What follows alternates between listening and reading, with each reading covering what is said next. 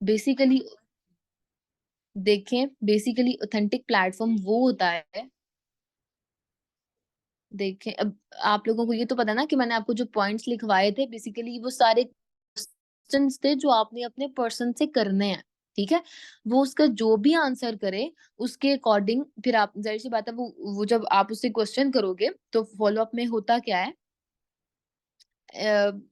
Christina, मेरे पास ना अभी वो डायरी नहीं है जहां से मैं नोट्स बना रही थी, तो फिलहाल मैं जहां से शुरू कर रही हूँ ना, अब वहां से कर लो, फिर जो पॉइंट रह जाएगा वो मैं डिस्कस कर लूंगी फिर। जो मैं अभी लिखवा रही हूँ तो आप पहले वो लिख लो, ये भी तो पॉइंट था ना, ऑथेंटिक एंड जो है वो, वहां फिलहाल स्टार्ट कर लो। अच्छा, तो जो भी पॉइंट है ना उस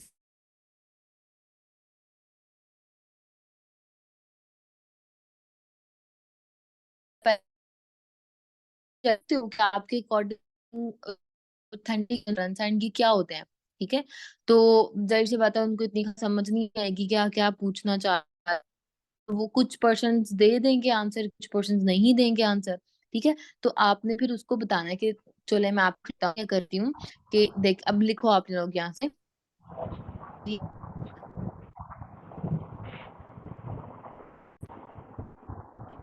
ये वॉइस बाकी सबको भी कट रही है।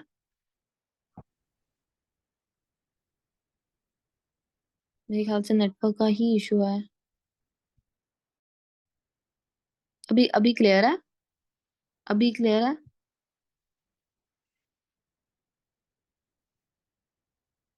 पता नहीं क्यों कट रही है, अभी अभी क्लियर है। चलो, सही है। चलो लिखना शुरू करें। देखें, बेसिकली ऑथेंटिक प्लेटफॉर्म वो होता है, आप जरा अपनी स्पीड बराए मेहरबानी थोड़ी सी तेज कर लेना, मुझे बार बार ना रिपीट करना पड़े।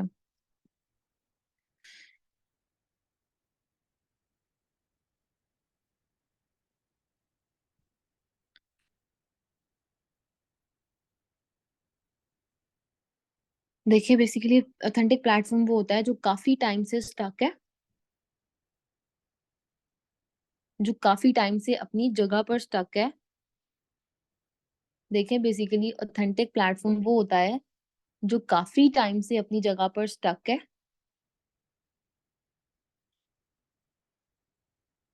Late us take forever, FLP जो है वो 45 ईयर से वर्क कर रही है।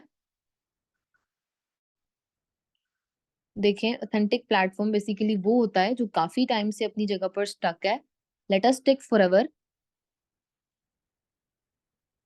एफएलपी, एफएलपी जो है वो 45 ईयर से वर्क कर रही है।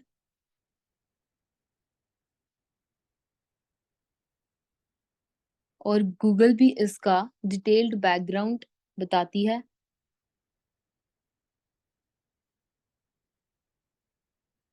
Let us take forever, FLP, FLP, FLP means forever living products, short form. FLP है ना, वो 45 ईयर से वर्क कर रही है। जिसकी टीम से भी कोई नहीं आया, देखा करो कि कौन कौन सेशन में है, कौन कौन सेशन में नहीं है, उनको जाके मैसेज किया करो, थोड़ा जगा दिया करो अपनी सोई हुई आवाम को, ताकि वो सेशंस ले लें टाइम से। बाद में रिकॉर्डिंग से इतनी खास समझ नहीं आती जितनी अच्छी समझ लाइव सेशन से आती है।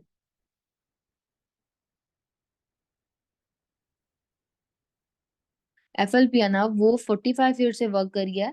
गूगल भी इसका डिटेल बैकग्राउंड बताती है, तो ऑब्वियस सी बात है, गूगल भी इसका डिटेल्ड बैकग्राउंड बताती है, तो ऑब्वियस सी बात है,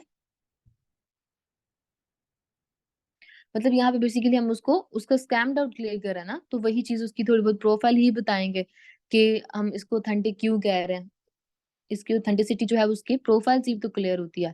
ठीक है, गूगल भी इसका डिटेल बैकग्राउंड बताती है, तो ऑब्वियस सी बात है वो एक ऑथेंटिक प्लेटफॉर्म है, जिसके 177 प्लस कंट्रीज में ऑफिसेज हैं। ठीक है, ये चीज आपने उसको बता देनी है थोड़ी बहुत। It's okay.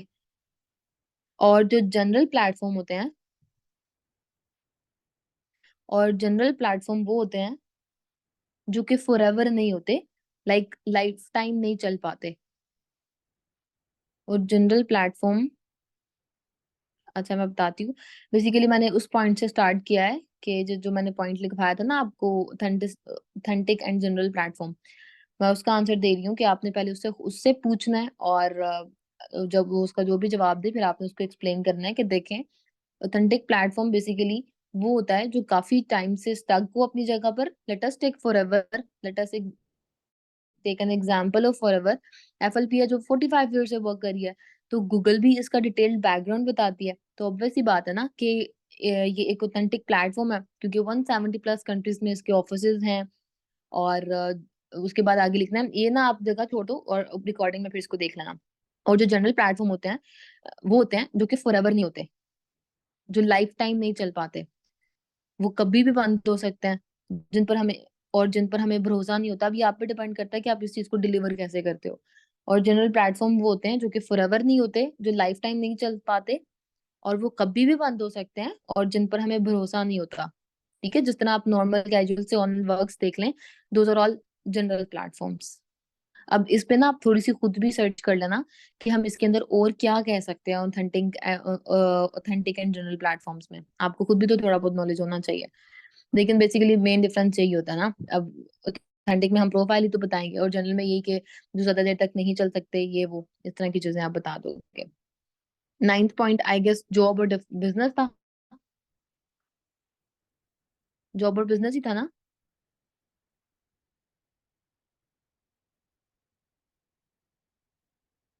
हाँ, तो एक मिनट। हाँ, यहाँ पे वही लिखना है आपने, कि लिखो बल्कि,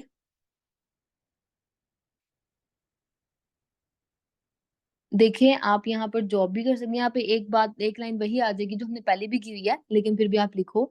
देखिए यहाँ पर आप जॉब भी कर सकते हैं। एक मिनट, मुझे जॉब और बिजनेस की अगला वाला पॉइंट बताना क्या था। जॉब और बिजनेस के नेक्स्ट वाला पॉइंट।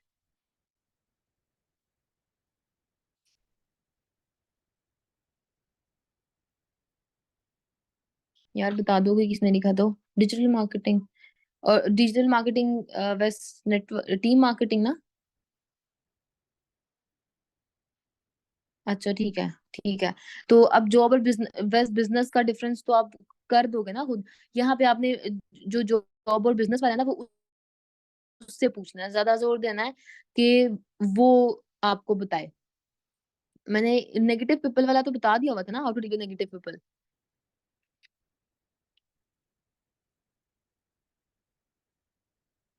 हाँ, नेगेटिव पीपल वाला बता दिया हुआ था। अच्छा, जॉब और बिजनेस में ना आपने ज्यादा उसकी उसका नॉलेज लेने की कोशिश करनी है, कि आप मुझे डिटेल बता सकते हैं कि आप जॉब और बिजनेस बिजनेस का डिफरेंस अगर मैं पूछूं तो आप उसको किस तरह से एक्सप्लेन करेंगे या करेंगे। ठीक है, तो वो जो भी कहें, तो आपने उस पे जो है वो उस चीज को क्लियर करना है। अब मैं आपको 10th पॉइंट बताती हूँ, कि जिसमें वो डिजिटल मार्केटिंग और टीम मार्केटिंग है। इसको लिख लो आप, कि देखिए यहाँ पर आप जॉब भी कर सकते हैं और आप यहाँ बिजनेस भी कर सकते हैं। जॉब में आपने डिजिटल डिजिटल मार्केटिंग करनी है, यानी कि प्रोडक्ट सेलिंग। लेकिन बिजनेस में हम टीम मार्केटिंग करते हैं। ये सेम वही लाइन है जो मैंने पहले भी लिखवाई हुई है। अब आगे लिखो, कि जिस तरह मैं आपसे बिजनेस शेयर कर रही हूँ ना, अब आप टीम मार्केटिंग में करोगे। टीम मार्केटिंग में फॉर एग्जांपल, जैसे कि मैं आपसे बिजनेस शेयर कर रही हूँ ना, एक बिजनेस आइडिया शेयर करूंगी या कर रही हूँ, सेम एज इट इज। हाँ जी, हाँ जी, हाँ जी, सेम एज इट इज आपने ऐसे लोगों को गाइडलाइन देनी है। मैं ये उसके बारे में बता रही हूँ, डिजिटल मार्केटिंग और टीम मार्केटिंग में, कि देखें, यहाँ पर आप जॉब भी कर सकती हैं और आप यहाँ बिजनेस भी कर सकती हैं। जॉब में आपने डिजिटल मार्केटिंग करनी है, यानी कि प्रोडक्ट सेलिंग। जॉब में आपने डिजिटल डिजिटल मार्केटिंग करनी है, यानी कि प्रोडक्ट सेलिंग। लेकिन बिजनेस में हम टीम मार्केटिंग करते हैं। टीम मार्केटिंग कह लो, या आप यहाँ पे नेटवर्क मार्केटिंग करो, लेकिन टीम मार्केटिंग सही है। टीम मार्केटिंग करते हैं जिस तरह हम आपसे, जिस तरह जैसे कि आगे कह दो कि फॉर एग्जांपल, जैसे कि मैं आपसे बिजनेस शेयर कर रही हूँ, एक बिजनेस आइडिया शेयर कर रही हूँ, सेम एज इट इज आपने ऐसे ही लोगों को गाइडलाइन देनी है बिजनेस में।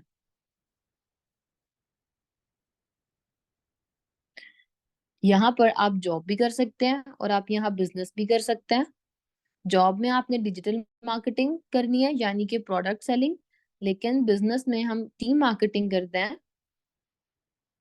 फॉर एग्जाम्पल, जैसे कि मैं आपसे बिजनेस आइडिया शेयर कर रही हूँ, सेम एज इट इज, या जैसे कि हम आपसे बिजनेस आइडिया शेयर कर रहे हैं, सेम एज इट इज आपने ऐसे ही लोगों को गाइडलाइन देनी होती है।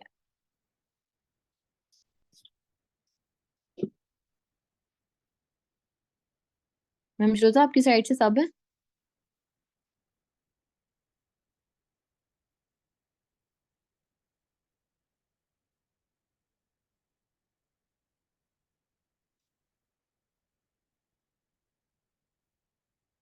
मैम श्रोता, आपकी साइड से सब है?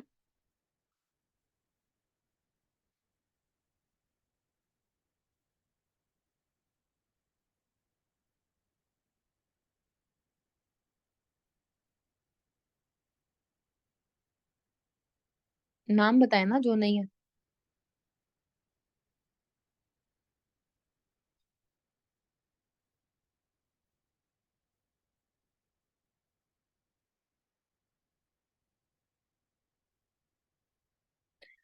अच्छा, इस लाइन के बाद ना आपने उससे क्वेश्चन करना है, ठीक है? देन आपने उससे क्वेश्चन करना है कि आपको क्या लगता है कि जॉब में ज्यादा पैसा है या बिजनेस में। लिखो। देन आपने उससे क्वेश्चन करना है कि आपको क्या लगता है कि जॉब में ज्यादा पैसा है या बिजनेस में। तो ऑब्वियस सी बात है यार, वो यही कहेगा कि बिजनेस में ज्यादा फायदा है। तो आप यहाँ पे उसको फिर और पंप कर दो, उसको बिजनेस के और फायदे बता दो। ठीक है? तो ये आपने उससे क्वेश्चन इस पॉइंट पे आके जरूर करना है। क्वेश्चन क्या करना है कि आपको क्या लगता है, जॉब में ज्यादा पैसा है या बिजनेस में ज्यादा पैसा है। उसी चीज को लेके 1 मिनट इस पे बात करके देन आपने नेक्स्ट उससे क्वेश्चन करना है कि अच्छा चले, अब आप मुझे ये बताएं कि नेक्स्ट पॉइंट ये था ना कि ट्रेडिशनल बिजनेस वेस्ट ऑनलाइन बिजनेस। ठीक है? तो अब यहाँ पे लिखो, उससे पूछो पहले कि आपको आइडिया है कि ट्रेडिशनल बिजनेस और ऑनलाइन बिजनेस में मेन बेसिक जो डिफरेंस है वो क्या है। आप थोड़ा बेसिक सा बता सकती हैं इसके बारे में। तो वो ऑब्वियसली बताएगा, जो भी बताएगा। तो आप इसके बारे में लिखो अब आगे, 11th पॉइंट की हेडिंग देके। ट्रेडिशनल बिजनेस का मतलब होता है,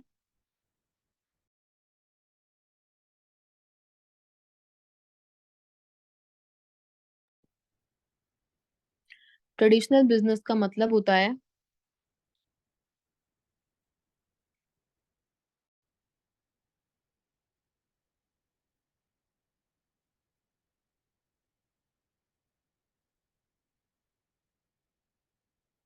फिजिकल बिजनेस। ट्रेडिशनल बिजनेस का मतलब होता है फिजिकल बिजनेस, कि आपने फिजिकली उस जगह पे प्रेजेंट होना है। ट्रेडिशनल बिजनेस का मतलब होता है फिजिकल बिजनेस, कि आपने फिजिकली उस जगह पे प्रेजेंट होना है। उसके लिए हैवी इन्वेस्टमेंट रिक्वायर्ड है, कि आपने फिजिकली उस जगह पे प्रेजेंट होना है। उसके लिए हैवी इन्वेस्टमेंट रिक्वायर्ड है, और ऑब्वियसली रिस्क फैक्टर भी है। और ऑब्वियसली रिस्क फैक्टर भी है। ट्रेडिशनल बिजनेस का मतलब होता है फिजिकल बिजनेस, कि आपने फिजिकली उस जगह पे प्रेजेंट होना है, और उसके लिए हैवी इन्वेस्टमेंट भी रिक्वायर्ड है, और ऑब्वियसली रिस्क फैक्टर भी होता है, कि आपको लॉस हो लॉस भी हो सकता है और बेनिफिट भी।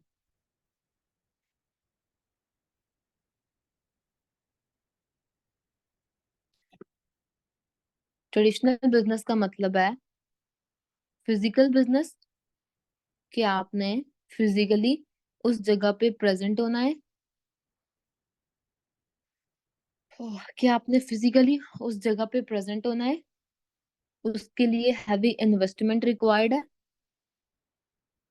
और ऑब्वियसली रिस्क फैक्टर भी है। और ऑब्वियसली रिस्क फैक्टर भी है,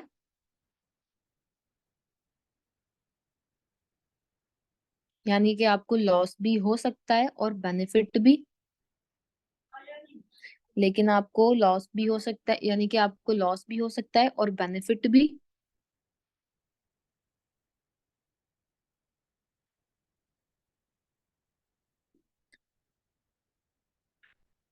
ट्रेडिशनल बिजनेस में हमें मिनिमम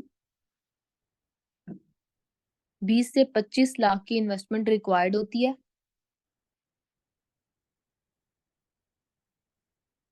ट्रेडिशनल बिजनेस में हमें मिनिमम 20 से 25 लाख की इन्वेस्टमेंट रिक्वायर्ड होती है।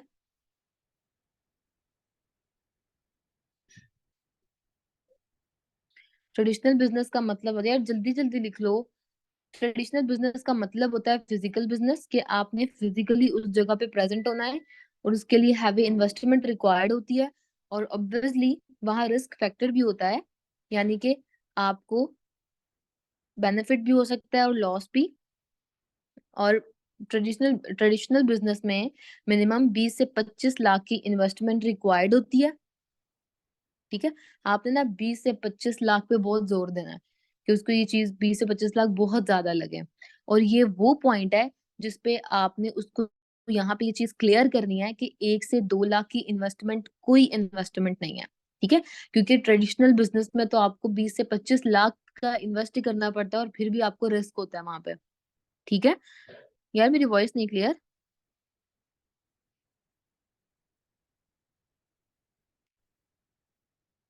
मेरी वॉइस नहीं क्लियर, कोई और बता दे। जिसको क्लियर है फिर उसका नेट ज्यादा अच्छा है। अच्छा, अब आगे आपने लिखना है। और यहाँ पे अगर हम बात करें तो 1-2 लाख की इन्वेस्टमेंट बिजनेस में कुछ नहीं होती। और यहाँ अगर हम बात करें 1 से 2 लाख की इन्वेस्टमेंट बिजनेस में कुछ नहीं होती।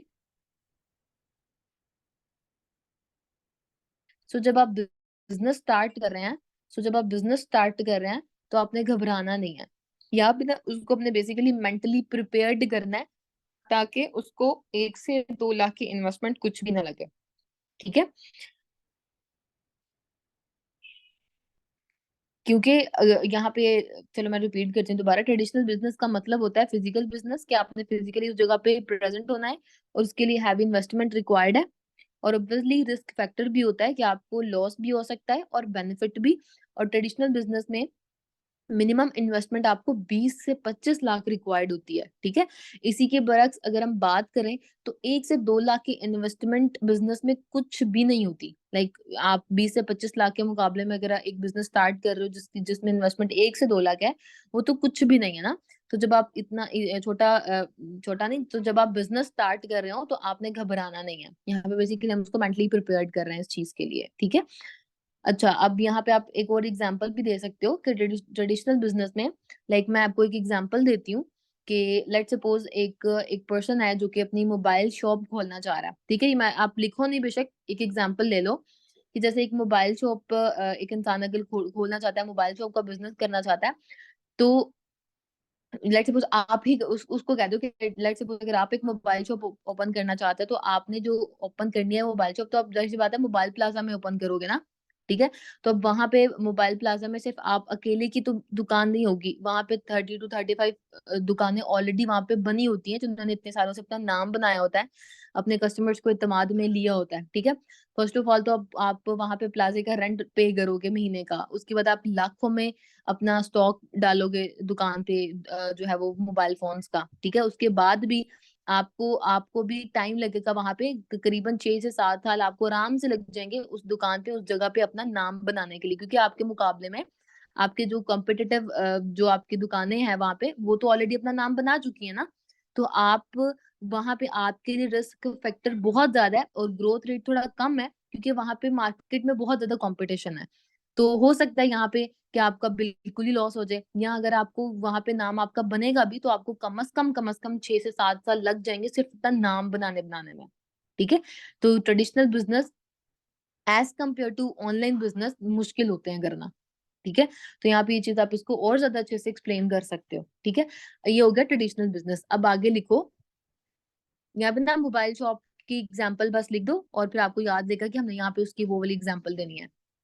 अब आगे लिखो कि लेकिन अगर हम यहाँ पे ऑनलाइन बिजनेस की बात करें, लेकिन अगर हम यहाँ पे ऑनलाइन बिजनेस की बात करें तो वहां पे रिस्क नहीं होता।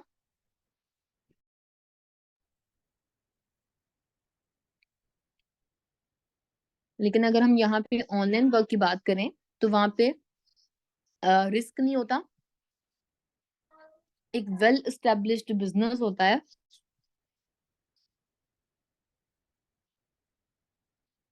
एक वेल एस्टेब्लिश्ड बिजनेस होता है।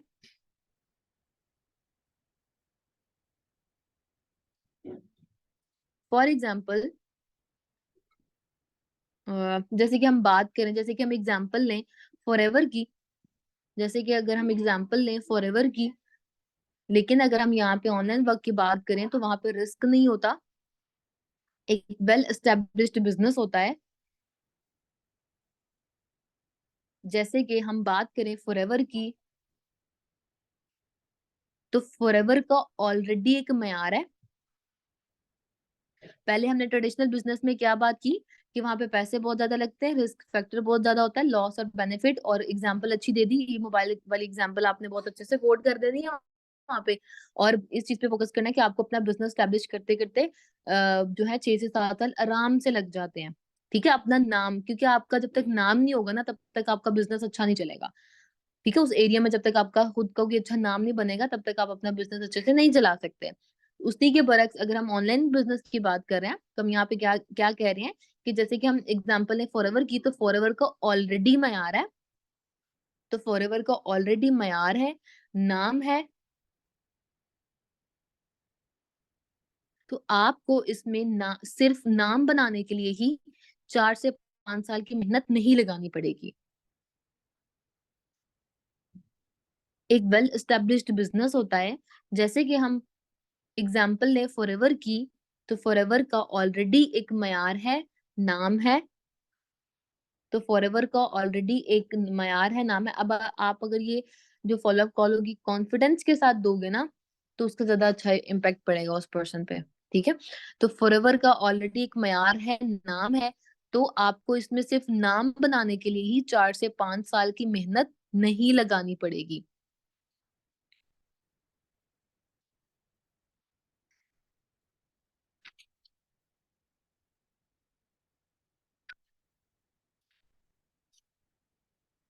फॉरएवर के अंदर आपकी इनकम आपकी हार्ड वर्किंग पे बेस करती है। फॉरएवर के अंदर आपकी इनकम आपकी हार्ड वर्किंग पे बेस करती है। उसके आगे आप ये बता सकते हो कि अगर हम यहाँ पे बात लाएं गर्ल्स की और हाउसवाइफ्स की, तो उनके लिए तो ये बेस्ट प्लेटफॉर्म है कि आपको घर से बाहर नहीं जाना पड़ता। ठीक है, आप घर बैठ के कर सकते हो, और इस तरह की चीजें भी आप उनको यहाँ पे बता सकते हो। ठीक है, कि ऑनलाइन बिजनेस के और क्या क्या फायदे हैं। और ट्रेडिशनल बिजनेस में आपको फिजिकली जाना पड़ता है, ऑनलाइन बिजनेस में आपके पास जस्ट एक मोबाइल हो तो आप ट्रेडिशनल बिजनेस से ज्यादा अर्न कर सकते हो अगर आप हार्ड वर्किंग हो तो। ठीक है, तो इस तरह की चीजें आप खुद से भी लाइनें जो है ऐड कर सकते हो, आइडिया मैंने आपको दे दिया। इस पॉइंट को दोबारा रिपीट करने की जरूरत तो नहीं है, समझ आ गई है ये पॉइंट? चैट बॉक्स में एक्टिव हो और मुझे बताएं कि समझ आ गया ये पॉइंट।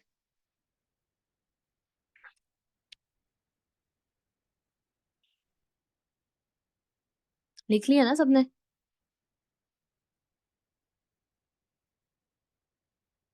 ऑनलाइन बिजनेस का रिपीट करूं कि ट्रेडिशनल का भी रिपीट करूं?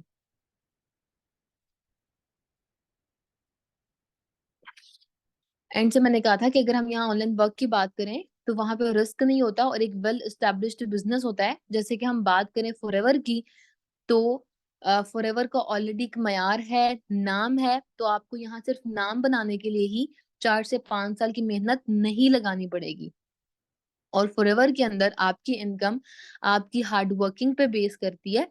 और आगे मैंने आप लोगों को कहा है कि आप ऑनलाइन बिजनेस के और 2 3 फायदे बता सकते हो, कि अगर हम गर्ल्स और हाउसवाइफ्स की बात करें, स्टूडेंट्स की बात करें, तो उसके लिए तो ये बेस्ट प्लेटफॉर्म है कि आपको घर से बाहर जाने की जरूरत नहीं पड़ती।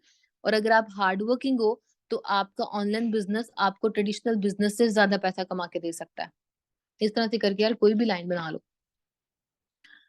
आगे 12th पॉइंट यही था ना कि हमने एडवाइस किससे लेनी है, ये मैं आपको प्रॉपर लिखवाती हूँ। हाउ टू टेक एडवाइस, यहाँ पता नहीं इस तरह से करके कोई लाइन थी। सेशन को एंड कर रही हूँ मैं, इसको दोबारा से ज्वाइन करो, फिर लिखवाती हूँ मैं।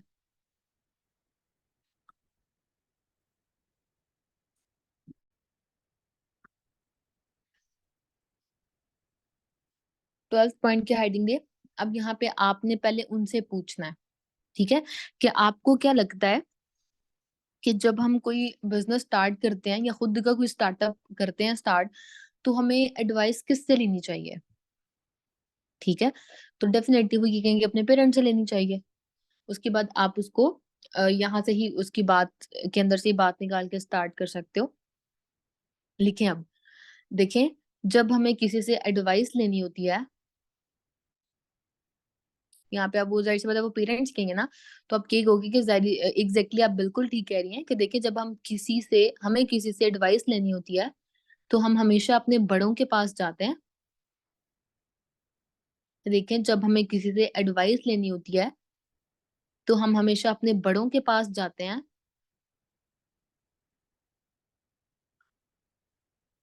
तो हम हमेशा अपने बड़ों के पास जाते हैं।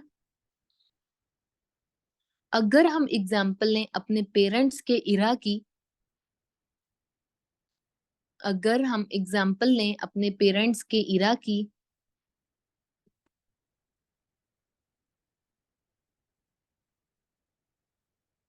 अच्छा मैं बताती हूँ, यानी इतना लिखवाया भी नहीं है वैसे।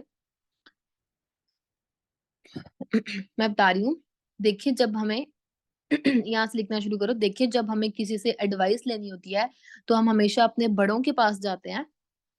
अगर हम एग्जाम्पल लें अपने पेरेंट्स के इरा की, तो उनके टाइम पे ऑनलाइन ऑनलाइन वर्क नहीं होता था। तो उनके टाइम पे ऑनलाइन वर्क नहीं होता था। उनके टाइम पे मोबाइल फोन भी नहीं होते थे। उनके टाइम पे मोबाइल फोन भी नहीं होते थे। देखिए जब हमें किसी से एडवाइस लेनी होती है, तो हम हमेशा अपने बड़ों के पास जाते हैं। अगर हम एग्जाम्पल लें अपने पेरेंट्स के इरा की, तो उनके टाइम पे ऑनलाइन वर्क नहीं होता था। चाहे तो उनके टाइम पे ऑनलाइन वर्क नहीं होता था, और उनके टाइम पे मोबाइल फोन्स भी नहीं होते थे। तो वो आपको ऑनलाइन वर्क के रिगार्डिंग सही मशवरा नहीं दे सकते। तो वो आपको ऑनलाइन वर्क के रिगार्डिंग सही मशवरा नहीं दे सकते, क्योंकि उनके इरा का ये वर्क रहा ही नहीं। क्योंकि उनके इरा का ये वर्क रहा ही नहीं। अगर हम एग्जाम्पल लें अपने पेरेंट्स के इरा की, तो उनके टाइम पे ऑनलाइन वर्क नहीं होता था, और उनके टाइम पे मोबाइल फोन नहीं होते थे। तो वो आपको ऑनलाइन के रिगार्डिंग सही मशवरा नहीं दे सकते, क्योंकि उनके इरा का ये वर्क रहा ही नहीं। इसलिए उनका ऑनलाइन वर्क का एक्सपीरियंस नहीं है। इसलिए उनका ऑनलाइन वर्क का एक्सपीरियंस नहीं है। इसलिए उनका ऑनलाइन वर्क का एक्सपीरियंस नहीं है। तो अगर आप उनसे एडवाइस लेंगे, तो उसका फायदा नहीं है। तो अगर आप उनसे एडवाइस लेंगे, तो उसका फायदा नहीं है, क्योंकि उनको ऑनलाइन वर्क की समझ नहीं है। देखिए जब हमें किसी से एडवाइस लेनी होती है, तो हम हमेशा अपने बड़ों के पास जाते हैं। अगर हम एग्जाम्पल लें अपने पेरेंट्स के इरा की, तो उनके टाइम पे ऑनलाइन वर्क नहीं होता था, उनके टाइम पे मोबाइल फोन्स भी नहीं होते थे। तो वो आपको ऑनलाइन वर्क के रिगार्डिंग सही मशवरा नहीं दे सकते, क्योंकि उनके इरा का ये वर्क रहा ही नहीं। इसलिए उनका ऑनलाइन वर्क का एक्सपीरियंस नहीं है। ठीक है, तो अगर आप उनसे एडवाइस लेंगे, तो उसका फायदा नहीं है, क्योंकि उनको ऑनलाइन की समझ ही नहीं है। ठीक है, आगे लिखें, बेशक हमारे पेरेंट्स हमें गलत मशवरा नहीं देते। नहीं नहीं नहीं, नहीं होगा। बेशक हमारे पेरेंट्स हमें गलत मशवरा नहीं देते,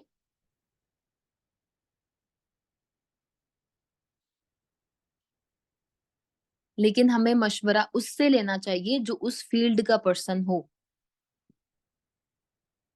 लेकिन हमें मशवरा उनसे लेना चाहिए, या उससे लेना चाहिए जो उस फील्ड का पर्सन हो।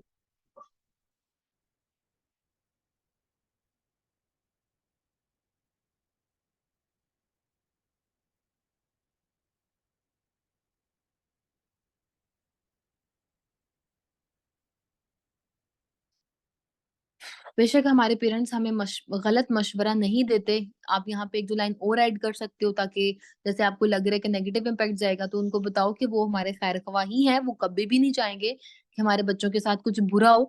लेकिन यहाँ पे बात ये है कि आज जो पैसे कमाने के तरीके हैं वो टोटली डिफरेंट हो चुके हैं, ठीक है। तो उन्हें ये चीज का आइडिया ही नहीं है। अब यहाँ पे आप ऐड कर सकते हो कि शायद मैंने आपके पहले भी लिखवाया था कि जो हम, अच्छा ठीक ठीक ठीक, मैं आपके जो पॉइंट्स रह गए ना वो मेरी दूसरी डायरी पे थे, तो मैंने आपको वो चीज ही नहीं लिखवाई। तो इस वजह से आपको लग रहा है कि ये नेगेटिव इम्पैक्ट जाएगा। तो यहाँ पे आप इस चीज को ऐड कर सकते हो कि जैसे कि पहले शॉपिंग ऑनलाइन नहीं होती थी, जैसे खाना पीना ऑनलाइन ऑर्डर नहीं होता था, ठीक है। तो जी मैं आपको वो पॉइंट्स कल लिखवा दूंगी, ठीक है। बीच में जो दो तीन पॉइंट्स स्किप हुए हैं इंशाल्लाह। तो अच्छा, आगे लिखे, अगर आप अपने पेरेंट्स को कहेंगे कि आपको ऑनलाइन बिजनेस स्टार्ट करना है, अगर आप अपने पेरेंट्स को कहेंगे कि आपको ऑनलाइन बिजनेस स्टार्ट करना है, तो यहाँ पे आप उनसे पूछ सकते हो, ठीक है। तो आप बताएं कि उनका पहला रिएक्शन क्या होगा, ठीक है। तो डेफिनेटली वो कहेंगे कि ऑनलाइन कुछ नहीं होता, ऑनलाइन स्कैम होता है, ये वो।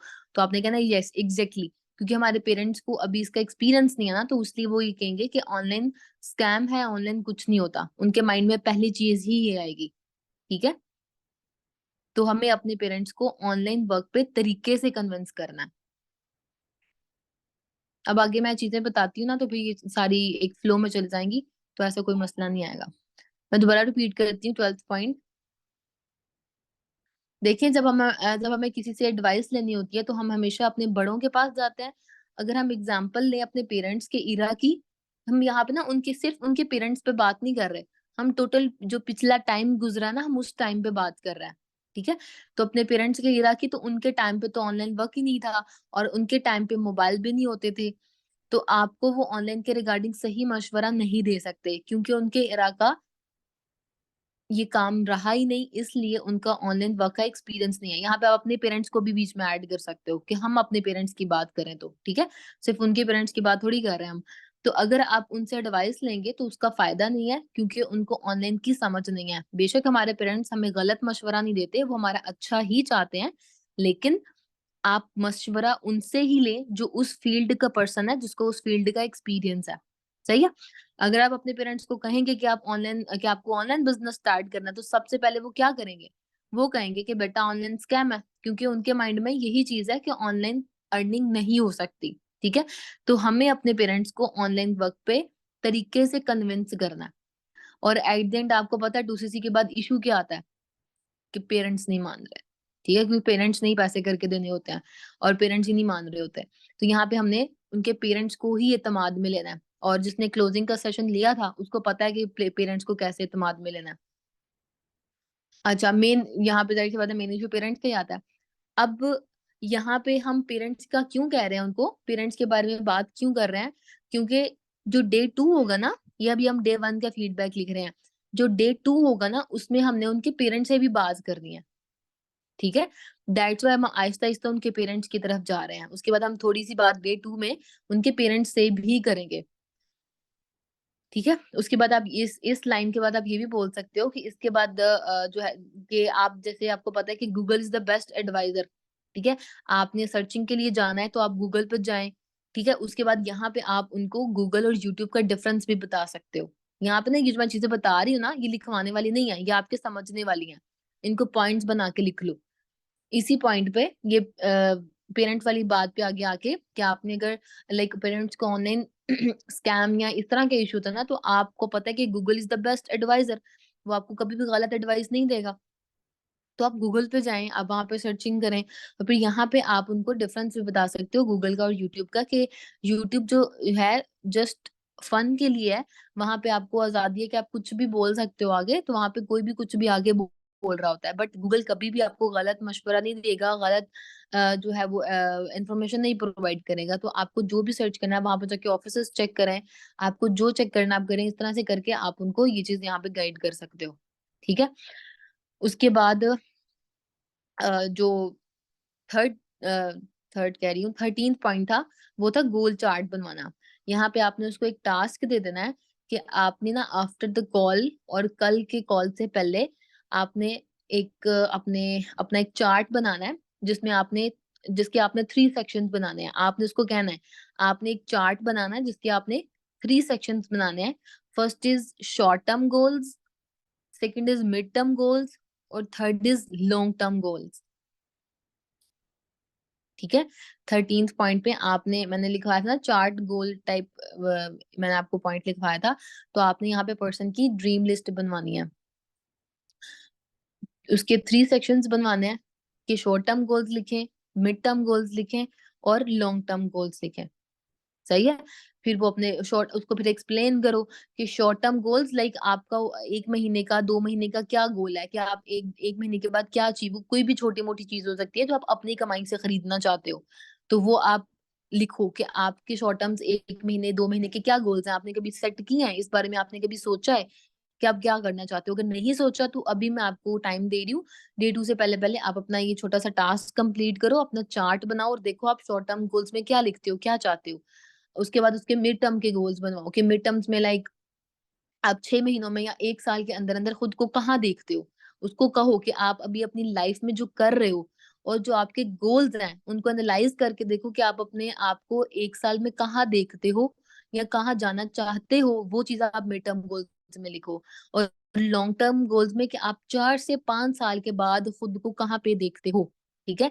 लाइक वो आप कोई भी जॉब करिए यार, इसको ना अब आप खुद से भी एक्सप्लेन कर सकते हो, बड़े अच्छे से एक्सप्लेन कर सकते हो कि आप 4 से 5 साल कि आपकी आप अपनी अर्निंग्स कितनी रखना चाहते हो, कि आप 4 से 5 साल बाद कितना अर्न कर रहे हो। ठीक है। वो जो भी कहेगा तो आप कहो कि उसके अकॉर्डिंग आप अभी से काम करना स्टार्ट किया आपने। ठीक है। इस तरह से कहो। उसके बाद जो भी वो करना चाहता है, जो भी गोल्स हैं उसके, उसको को लिखो, इन गोल्स को आप। ठीक है।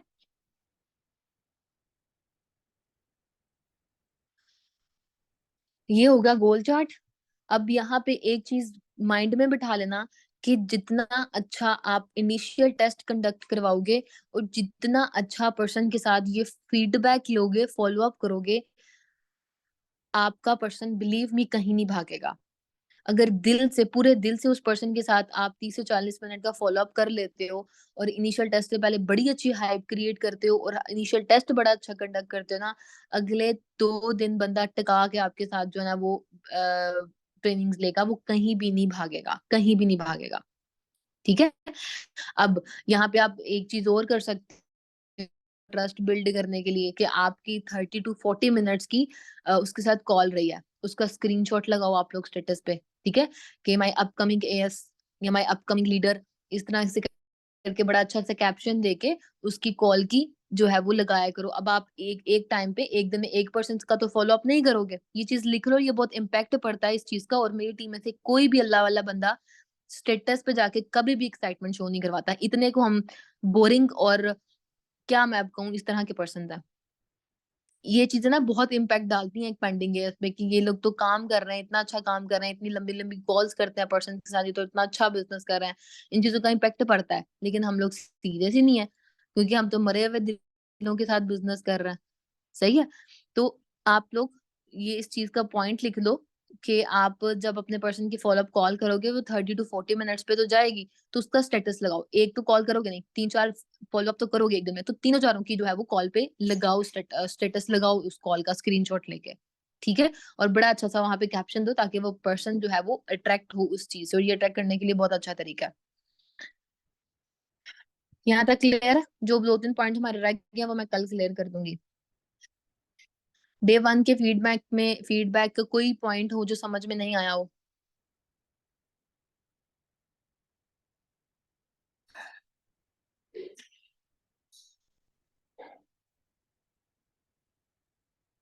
लगता है आज सारे सोए में हैं। जाग रहे हो ना। जी जी। जी जी बताएं, सुना।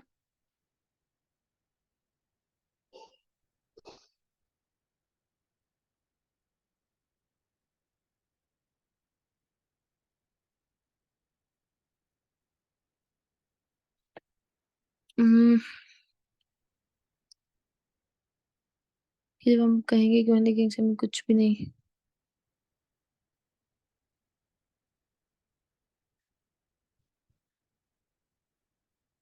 हाँ हाँ सुना। तो वो पूछेंगे इन्वेस्टमेंट के बारे में। नहीं पूछेंगे, अभी नहीं पूछेंगे।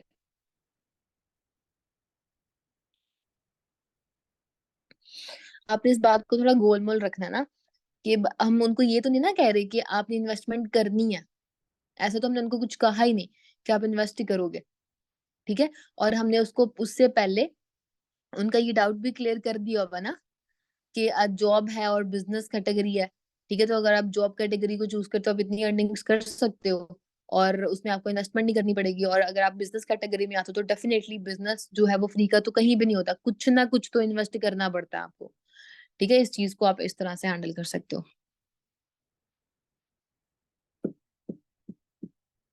डे 1, डे 1 का जो सेशन है ना, उसके रिगार्डिंग हम जब मैं डे 1 की बात करूंगी ना, फिर हम उसको डिस्कस करेंगे। अभी जस्ट आप लिखने वाला काम करो। अच्छा जी, अब आगे हाइडिंग तो डे 2 फीडबैक। जल्दी करो प्लीज, डे 2 फीडबैक। अच्छा, अब डे 1 का जो फीडबैक था उसमें पता है मैंने आप लोगों को आखिर लिखवाया था कि रिलेशन बिल्डिंग कॉल। आपने उस पर्सन से बहुत नॉर्मल वे में बात करनी है, ज्यादा प्रोफेशनल होके बात नहीं करनी, ताकि वो पर्सन इजीली, अब यहाँ पे अक्सर पर्सन को रिस्पॉन्स नहीं आएगा इस तरह से कि पर्सन के साथ 30 to 40 मिनट्स की कॉल पे नहीं आएंगे। ठीक है, तो अब आपने उनको पहले ही, जब आप लोगों ने उनके साथ डे 1 के फीडबैक की कॉल का टाइम सेट करना ना, एक जब डे 1 के बाद जब सेशन लेके आएंगे, तो आपने जब उनके साथ कॉल का टाइम सेट करना है तो उनको बताना है कि अब मुझे आफ्टर आपने वेबिनार अटेंड कर लिया माशाल्लाह से, अब मुझे आपके साथ कॉल का टाइम डिस्कस करना है, सेट करना है बेसिकली 15 to 20 मिनट्स।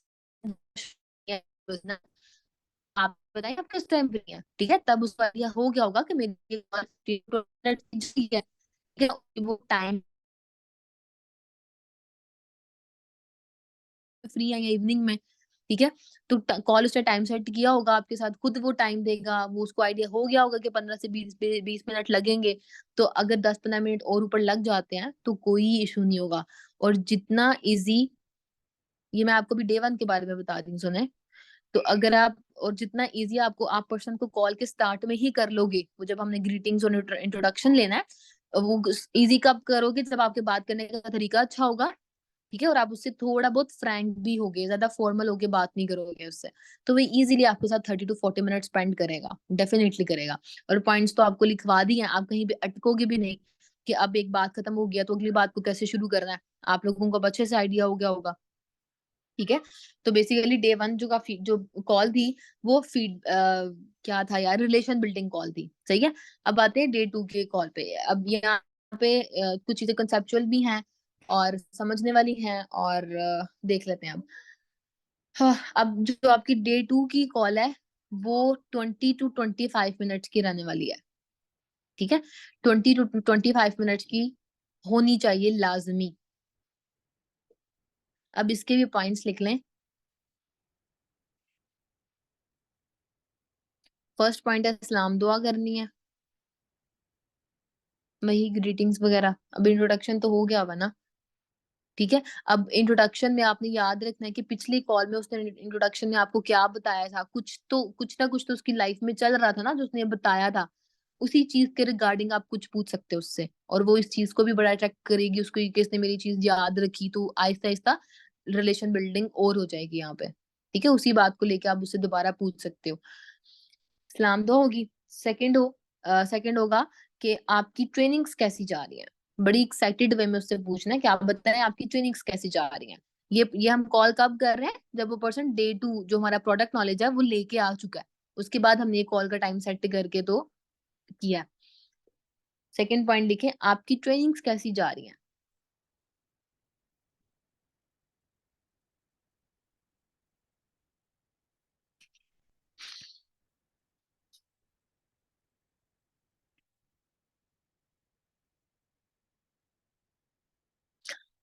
अच्छा, ये ना, जो हमारी डे 1 का फीडबैक था ना, डे 1 की फीडबैक की कॉल जो थी, वो कॉल एंड होने से पहले, सॉरी एक और चीज ऐड कर लो, कि आपने एंड पे उनको ये कहना है कि मैम आपने 2 दिन के सेशन हमारे साथ लिए हैं। एक दफा पहले सुन लो कि मैम आपने 2 दिन के सेशन हमारे साथ लिए हैं। ठीक है, आपकी हमारे साथ कॉल भी हो चुकी है।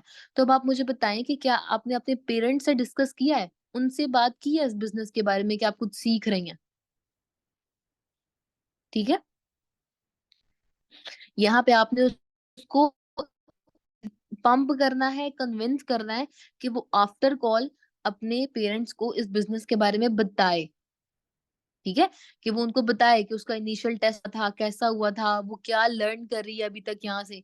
वो आपने उसको बताना है कि आप ना आफ्टर कॉल अपने पेरेंट्स से भी इस चीज़ के बारे में डिस्कस करो कि आपने आपका इनिशियल टेस्ट हुआ था, आपने माशाल्लाह से उसको किस तरह से पास आउट किया है, आपकी लर्निंग कैसी जा रही है, आपका कैसे एक्सपीरियंस जा रहा है। आप अपने पेरेंट्स से भी ये चीज़ शेयर करो ताकि उनको भी बिज़नेस के बारे में आइडिया हो। ठीक है? तो इस तरह जो है ना वो बॉन्डिंग अच्छी हो जाएगी। और हाँ, दूसरा पॉइंट ये चीज़ क्लियर हो गई, ये वाला पॉइंट क्योंकि उनसे पेरेंट्स के बारे में भी पूछना है कि आपने अपने पेरेंट्स से डिस्कस किया, आपके हमारे साथ 2 दिन गुज़र गए हैं। आपने अपने पेरेंट्स के बारे में बिज़नेस 1 पॉइंट कौन था? ये मैं ये मैंने अभी पेरेंट्स से डिस्कस करने वाली बात बताई है ना, ये हमने डे 1 के फीडबैक में ऐड करूँ, ये बता।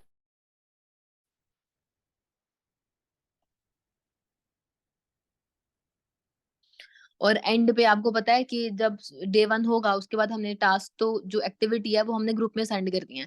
फिर आपने एंड पे उनको एक पॉइंट बना लो ताकि आपको ये चीज़ भी याद रहे कि हमने एक्टिविटी के रिगार्डिंग भी डिस्कस करना है। उनको पूरा गाइड करना है कि जो है वो पीडीएफ बना के सेंड करना है, इस तरह करना है। आप उनको अगर उनको पीडीएफ नहीं बनाना आता, उनसे पूछ लो कि पीडीएफ बनाना आता है, नहीं आता। फिर उनको जो है वो वीडियो सेंड कर दो या उनको वहाँ पे पीडीएफ स्कैनर के बारे में गाइड कर दो। कॉल ही हमने लंबी करनी है ना यार, ज़्यादा से ज़्यादा बात करनी है उनसे। उसको होमवर्क के बारे में बताओ कि इसकी इम्पोर्टेंस क्या है, कितने टाइम पहले सेंड कर देना है आपने, लेट नहीं होना। ये सारी चीज़ें आपने उसको कॉल पे ही डिस्कस करनी है।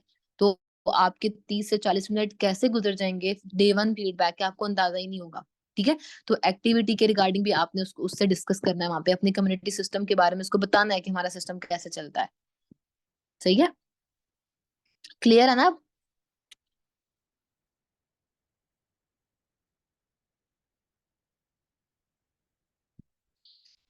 अच्छा वापस आते हैं डे 2 फीडबैक पे कि फर्स्ट पॉइंट था सलाम दुआ करनी है, सेकंड पॉइंट था आपकी ट्रेनिंग कैसी जा रही है, थर्ड पॉइंट था क्योंकि अब ये वाली कॉल हम अगले दिन कर रहे हैं ना, अगले दिन के डे 2 के बाद कर रहे हैं। थर्ड पॉइंट है कि आपके पेरेंट्स का क्या फीडबैक है, जितना आपने उनसे डिस्कस किया इस बारे में। आपके पेरेंट्स का क्या फीडबैक है, जितना आपने उनसे डिस्कस किया है इस बारे में। आपके पेरेंट्स का क्या फीडबैक है, जितना आपने उनसे डिस्कस किया है इस बारे में।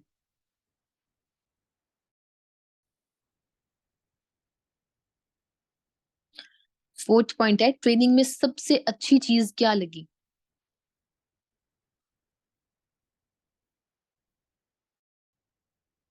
उसके आगे ब्रैकेट में लिखे हैं नोट्स, व्हाई, हाउ। ये मैं क्लियर करती हूँ बाद में। फोर्थ पॉइंट है ट्रेनिंग में सबसे अच्छी चीज क्या लगी? ब्रैकेट में लिखे नोट्स, व्हाई, हाउ।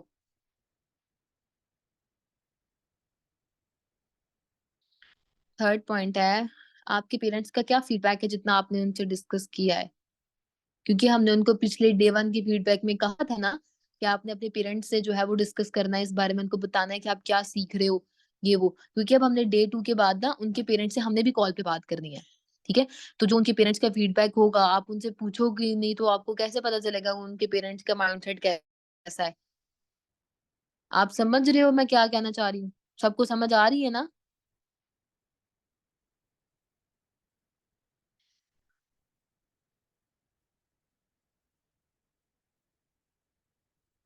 बाकी सब सो रहे हैं?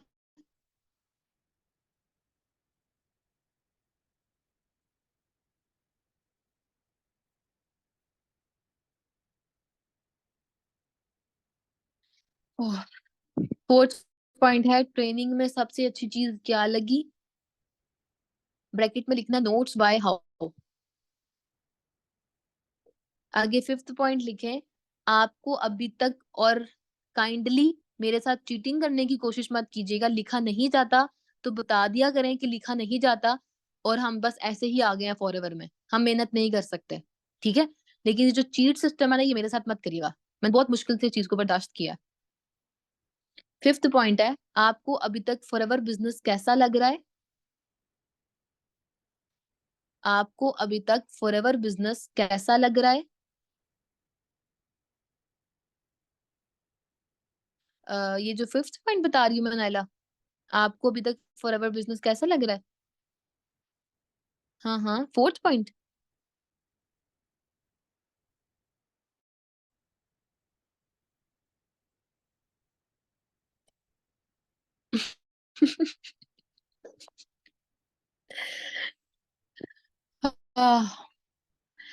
चलो अब उसको काट दो।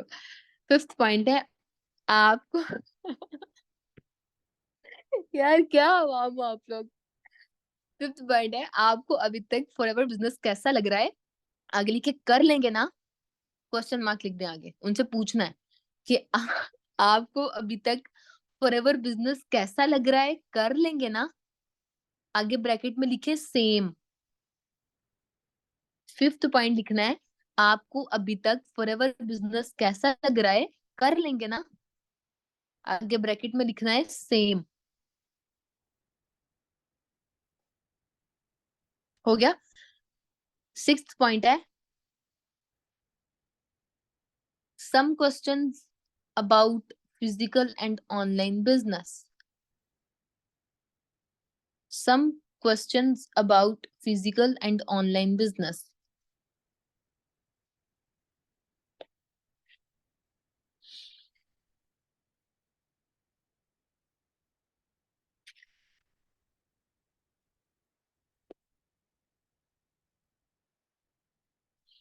सेवेंथ पॉइंट है regarding ESBI questions. Regarding ESBI questions.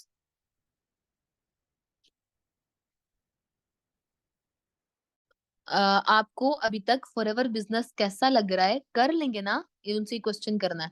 और सेम आगे ब्रैकेट में लिख देना है। उसके बाद है some questions about physical and online business. Some questions about online and physical business. अगला पॉइंट है regarding ESBI questions. Regarding ESBI questions.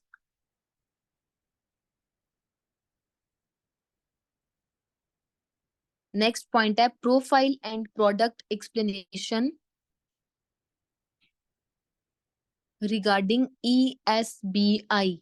ये एक मॉडल है जो हम समझाते हैं, ठीक है। ईएसबीआई, रिगार्डिंग ईएसबीआई क्वेश्चंस, सारा कैपिटल लिखना ना, ईएसबीआई कैपिटल लिखना। Regarding ESBI questions. Next point है प्रोफाइल एंड प्रोडक्ट एक्सप्लेनेशन। सोने मैं क्या कर सकती हूँ, मेरा नेट ठीक है। Regarding ESBI questions, profile and product explanation. Next point है favourite product plus reason. Favourite product plus reason. आज मुझे लगता है सबके ही नेटवर्क अनस्टेबल है। Favourite product plus reason. Next point है value of product. Value of product plus reason. Reason वजह। Favourite product plus reason. Next point है value of product.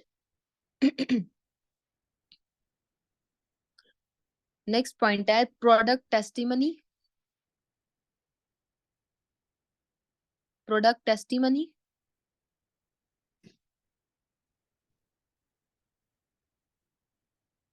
Product testimony.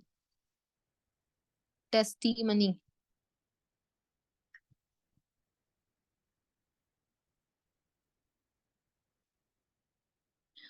अच्छा आगे एम हलाल। नेक्स्ट पॉइंट है M हलाल।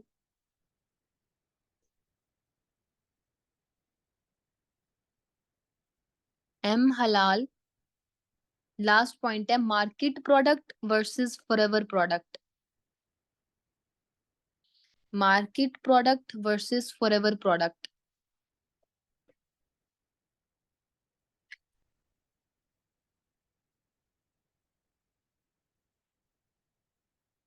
Twelfth point है M हलाल। एम हलाल। रिपीट कर दूं एक दफा सारे पॉइंट्स। 13 पॉइंट्स हैं टोटल। फर्स्ट सलाम दुआ, ठीक है। अब वो आपको पता है कि कैसे लेनी है आप लोगों ने। आगे है एम हलाल, मतलब एम कैपिटल और आगे हलाल, जो सर्टिफिकेशन और सील्स वगैरह मिलती है ना उसके बारे में। अच्छा, सलाम दुआ है। सेकंड पॉइंट है जी, आपकी ट्रेनिंग्स कैसी जा रही है? मुनीबा ने अभी कनेक्ट किया है, तो मुनीबा मैं दोबारा से पॉइंट्स को रिपीट कर रही हूँ, ठीक है। फर्स्ट है सलाम दुआ, फिर है आपकी ट्रेनिंग्स कैसी जा रही हैं, ठीक है। आपके पेरेंट्स का क्या फीडबैक है, जितना आपने उनसे डिस्कस किया, क्योंकि उनको उन्होंने लास्ट कॉल पे डिस्कस किया था, अब हम उनसे पूछेंगे, उनकी जान नहीं छोड़नी बस।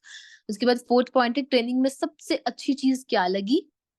आगे ब्रैकेट में लिखे नोट्स, व्हाई एंड हाउ, ठीक है। फिफ्थ पॉइंट है, आपको अभी तक फॉरएवर बिजनेस कैसा लग रहा है, कर लेंगे ना? आगे ब्रैकेट में सेम, आपको अभी तक फॉरएवर बिजनेस कैसा लग रहा है, कर लेंगे ना? आगे ब्रैकेट में सेम। आगे some questions about physical and online business. उसके बाद रिगार्डिंग ईएसबीआई क्वेश्चन। उसके बाद है प्रोफाइल एंड प्रोडक्ट एक्सप्लेनेशन। उसके बाद है forever product plus reason, favourite product plus reason, value of product, product testimony, एम हलाल और market product versus forever product. अगर आप लोग मुझे ये चीज की फेवर दो कि हम ये पॉइंट्स कल डिस्कस कर लें, तो कोई मसला तो नहीं है।